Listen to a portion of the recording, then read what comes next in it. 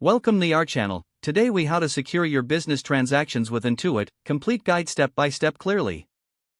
Begin by logging into your Intuit account on their official website. Navigate to the Products tab to explore various offerings. Select the appropriate product for your business transactions, such as QuickBooks or payment solutions.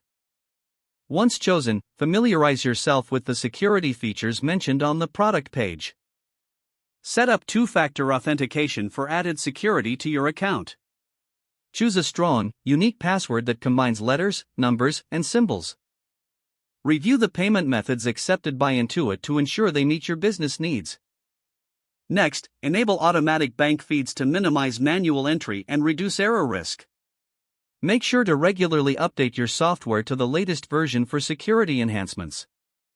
Implement encryption for sensitive customer data within your business operations. Utilize Intuit's fraud detection tools to monitor transactions for suspicious activity. Ensure that your business devices are protected with up-to-date antivirus and anti-malware software. Conduct regular audits of financial transactions for accuracy and integrity.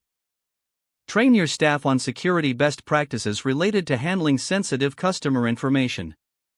Establish clear protocols for reporting any suspicious activity within your system. Finally, back up your financial data regularly to safeguard against potential data loss. If the page does not load, refresh the browser or try again in a private or incognito window. Make sure you are using the correct email address, then retype it carefully to avoid small typos. If your password is not accepted, use the reset option and create a new strong password you can remember. Check your spam folder for verification or security emails, then complete any requested confirmation steps. Enable two-factor authentication if available to improve account security and reduce unauthorized access risk.